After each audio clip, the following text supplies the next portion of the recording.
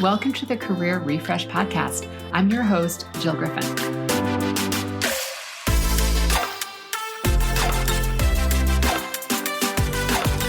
I'm a former media and marketing executive turned career strategist and executive coach.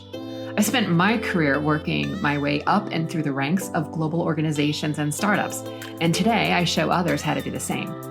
Join me each week as we discuss the strategies and actionable steps to leverage your strengths, increase your confidence, and develop your career well-being. Ready? Let's do it.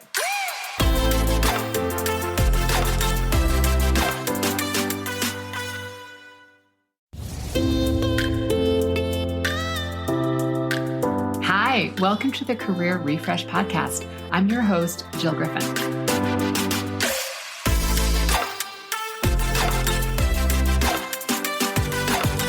I'm a former media and marketing executive turned career strategist and executive coach. I spent my career working my way up and through the ranks of global organizations and startups, and today I show others how to do the same. Join me each week as we discuss the strategies and actionable steps to leverage your strengths, increase your confidence, and develop your career well-being. Ready? Let's do it.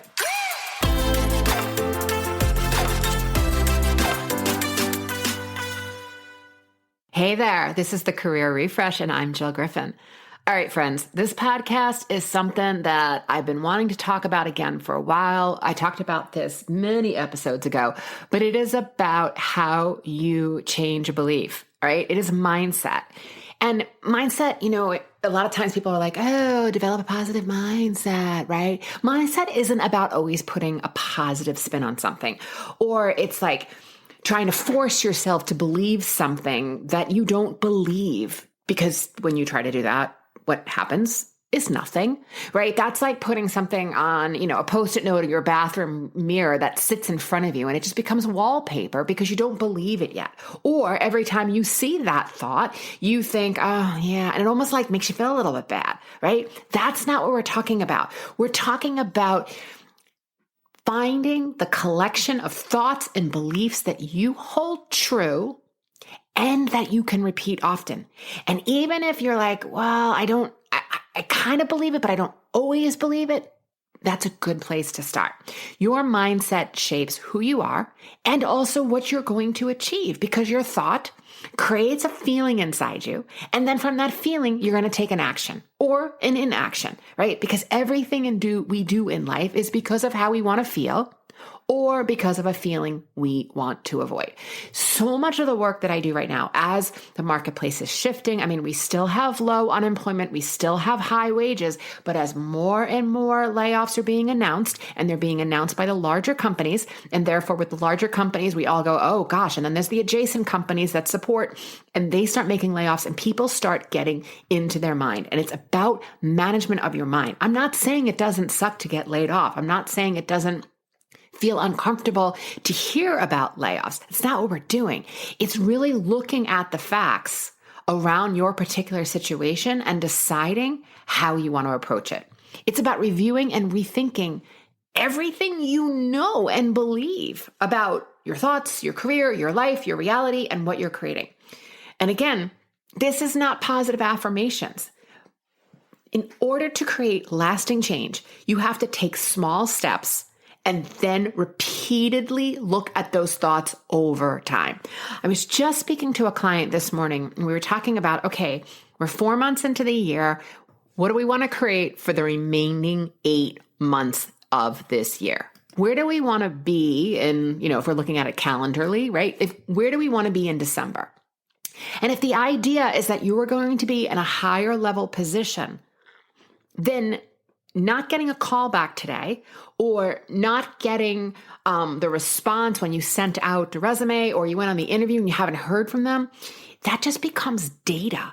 Because if you really believe by the end of the year that you are going to be in a job that is fulfilling and meeting your needs financially, emotionally, mentally, then the pieces of feedback and data along the way, getting ghosted, not hearing back from the recruiter. Again, I know these suck. But we also have a choice to go, okay, what is it that I can do differently? Is there something I need to fine tune in my story? Is there something I need to tell differently in my career narrative? How am I answering that question? Is there a better way for me to answer that question, to be more thorough in answering that question? I often say in order to get a job, we need to be telling the story about how our skills are repeatable, scalable, and transferable. Repeatable. I've done it before. I can do it again. Scalable. I can work in a small department or a startup, and I can also scale that to a large piece of business. I can work in a large piece of business, and I also know how to scale that down to be effective within a startup, right? Repeatable, scalable, transferable. Transferable. I've done this type of work in this type of an environment, but here's how it works in another type of environment. We have to be telling those stories, because if we are not telling those stories, then the person we are interviewing with, or the recruiter, the person we're talking to, is going to make assumptions. So we are going to lead them. So coming back to mindset, a positive mindset comes from thinking purposefully and practicing those beliefs. For me, it starts when I get up in the morning. It's thinking ahead of time. What do I want to accomplish today? What do I want to think about? What do I want to do? Who do I want to be? Who do I need to become? What do I need to be thinking in order to create that result? It's constantly thinking on purpose. And as I say all the time, this is a multi-million-dollar machine. And you can't see me, but I'm pointing to my forehead, my brain. This is a multi-million-dollar machine. And what do I want to put in there? I understand that it's hard because we live in this instant gratification culture. Everybody wants the thing now, but there's no shortcut. The shortcut is doing the work. And it's funny because if you went to a school in the US, an average public school, we were not taught around mindset. We were not taught the idea that we have an opportunity within our capabilities. I'm not talking about like I get to be Superman because I think I want to be Superman, right? I'm talking about within my capabilities, we get to create the results we want. I think if we were taught that not everything we believe is true and that we actually can change our thoughts, we probably would have saved a lifetime of obsessing over thoughts that aren't serving us. I see that people want change fast, and they always are like super frustrated when they can't get the change, or they went on the interview and they haven't heard back, or they send out the resume. And again, I am not saying it's not hard, but this is all the more reason why we need to constantly be managing our thoughts. Because if you're sending out resumes or updating your LinkedIn profile or trying to network and you're thinking it's hard, then you're taking all of your action from hard, and it's going to show up in your results, right? I'm guessing you've all been there where you've interviewed someone to work on your team and their resume looks great, and you look at them and you're like, there's something off here. It's because there's a disconnection between their thoughts, their experience, and how they were showing up. And that's what I'm talking about, friends. There is action we can take. Actually get in the market, doing networking, making sure our resume is representing the story we want to tell, making sure our LinkedIn is the story we want to tell, having networking conversations. There's definitely action we can take, but we also need to constantly be thinking about how it is that we're working our mind. You can never solve a thought problem with an action. I'm going to say that again. You cannot solve a thought problem with an action. You can't act your way out of bad thinking. It'll help a little bit, but that bad boy is going to come back. I was talking to a client recently who just did a round of 75 hard. And if you want to know what that is, Google to get the full things. It's Andy Frisella, but here's the net. It's 75 days, 2 workouts a day, 45 minutes each workout. One has to be outside. It's, I think, 10 minutes of reading a nonfiction book every day. And you cannot listen to a podcast or an audiobook. You have to actually be reading. And then it's like, pick a diet and stick to it for 75 days. No excuses. If you stop doing it, you then have to start over again. I am neither endorsing or not endorsing this program. I'm simply telling you that a client of mine was doing this. And what she said was that, now that she's back there on the interview circuit and, goes through certain rounds and then it goes quiet for a while and she's not sure if she's been ghosted or what's happening, and it starts to feel panicky because she wants to get a job. Again, I get that. Like, that's valid, no doubt. But she said that when she was doing 75 hard, she didn't have these negative thoughts. And here's where I disagree with her. She didn't have the negative thoughts because she was just distracting her negative thoughts with something else.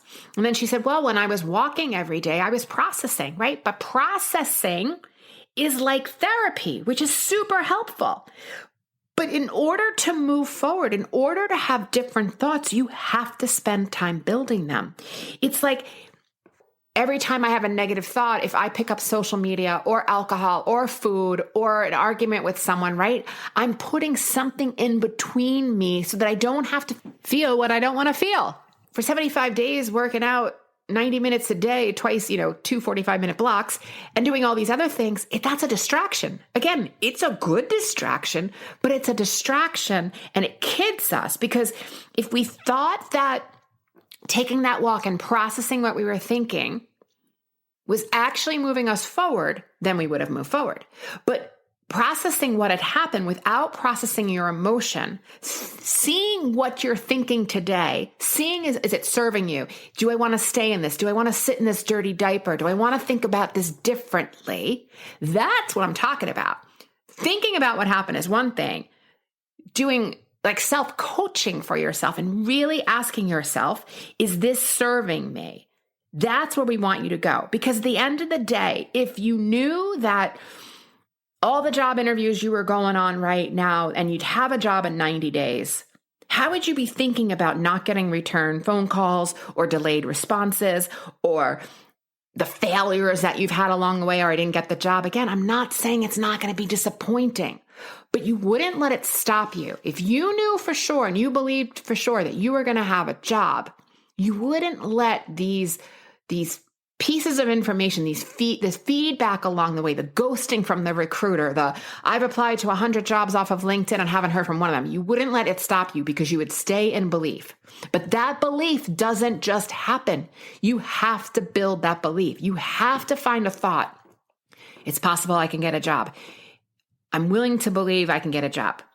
I'm learning how to get a job. I'm learning how to get a job in this marketplace. I'm learning how to play the game in this marketplace.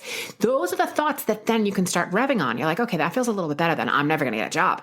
And then you start revving on those. So then you start thinking, differently, because you cannot be in the negative thinking and be in the strategic solution of moving forward. It is biologically impossible, friends. This is fight versus flight. You cannot be fighting the fight in the action and also be thinking strategically. One has to stop in order to do the other. Thinking about your thoughts is a start, but depending on what those thoughts are, it can keep you in a thought loop. That's one of the challenges with just journaling. If you're constantly just writing the same things over and over and you're not working on a plan to change the thoughts that don't serve you, then you stay where you are. And that's what my client was doing when she was saying that she was, thinking while exercising. She was just in a thought loop. The way to change your thoughts is to process all of this. So first, recognize what you're thinking. Write it down. I'm going to tell you that's always the easiest way, whether you're a pen and paper person, whether you want to open your notes app, write it down. And watch the critical self-talk. It doesn't matter what your thought is if it's not serving you, but either way, if you're practicing it, you start to believe it. You could easily be practicing a positive thought and believing that. See the gap between where you are and where you want to be. Then, if you're not where you want to be, you want to neutralize the thought. So I would recommend that you work on more neutral thoughts, things like, there is opportunity. I'm learning how to create opportunity in this marketplace. I'm willing to believe that the next interview is around the corner. I have the qualifications for this role. It's possible I can get this opportunity. Do you see that this way of sort of neutralizing the thought is more effective? Because little by little, your brain gets comfortable with it's a possibility and it starts to calm down a bit. And when you're calm, you can think. You cannot be in the stress or the negative emotion and be thinking. And then you have to practice. You have to practice and practice and practice and practice. Seriously, practice it multiple times a day. Every time your brain decides to be a jerk and tell you a sentence like, I'm never going to get a job, it's so hard in this market, I just want you to pause and say, I'm learning how to create an opportunity in this market. I'm learning how to get a job in this market. That is going to create more neutral or more positive feelings. And then when you practice it multiple times, it starts to become easier. And dare I say, at some point, effortless. So my friends, be gentle with yourself. This is a challenging time for some, but I'm also going to tell you, I have plenty of clients out there who are getting interviews, landing jobs, and landing really decent salaries too. It is possible. So my friends, give it a try. Have a great week. And as always, here's to possibility. Hey, thanks for listening to the Career Refresh podcast. If you're enjoying this and you want more information, go to my website, jillgriffincoaching.com. There you can find information on how to work with me one-on-one or my group programs, or even bring me into your workplace. I'll put the link to my website in the show notes. But hey, listen, before you go, do me a favor, rate and review this podcast because it definitely helps me get the word out to people everywhere so that they can also thrive in the workplace. All right, friends, I appreciate you. I'll see you soon.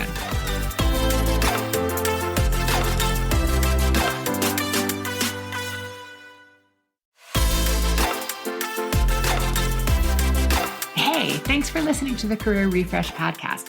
If you're enjoying this and you want more information, go to my website, jillgriffincoaching.com. There you can find information on how to work with me one-on-one or my group programs, or even bring me into your workplace. I'll put the link to my website in the show notes. But hey, listen, before you go, do me a favor, rate and review this podcast because it definitely helps me get the word out to people everywhere so that they can also thrive in the workplace. All right, friends, I appreciate you. I'll see you soon.